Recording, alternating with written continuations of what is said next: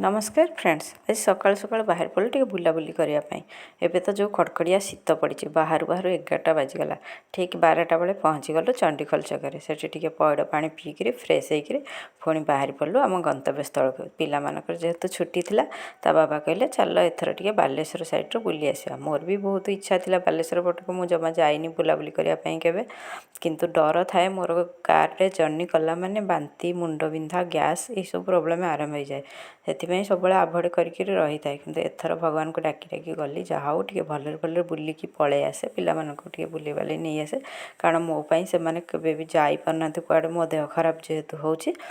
जहा हो भगवान मो कथा शुणिले मु सबुठारु फ्रेश और एक्टिव थी एथर।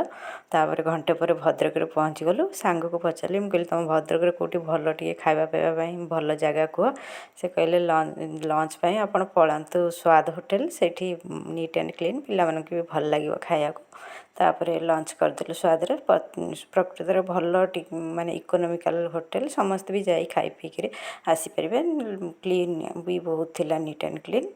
तापर घंटे पर आसी पहुँची गलु आम बालेश्वर आम जो होटेल बुक करूँ से पहुँचला टिके सब फ्रेश हो गलु।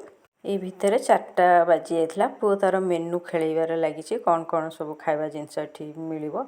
तापर ता बाबा कहले जल्दी जल्दी चल टे बुली दे आसवा सब जगह टे बुलिकी जीवन जेहेतु आसी एत कष्ट करे। तापर आम सब बाहर पड़ू चांदीपुर बेलाभूमि को, किंतु सेठी जाई पहुँचला बेलू पूरा एबे तो शीत दिन 5टा बेलू अंधार हो जाए अंधारिया हो जाइला। आ समुद्र पानी तो ता जगह को पलैला कारण एठी 2 थर समुद्र पानी आसे। मु बुझिकी जहाँ आसिली दिन 11टारू आसब 3टा पर्यंत रुहे पुणी राति 11टारू आसे भोर 3टा पर्यंत रुहे। तेणु आपण मैंने जदि जीवे से टाइम अनुसार जीवे। तापर भारी मन दुख होगला अंधार राति जह्न को देखिकी पड़े आसिलु। लोक मैंने टर्च मारी मारी भितर जाऊे पानी देखापी। तापर एठी आसी ओडिशा टूरिज्म गोटे कैंटीन टाइप थिला सेठी टिके सूप पीदेलु टिके पकोड़ा भी खाईदेलु।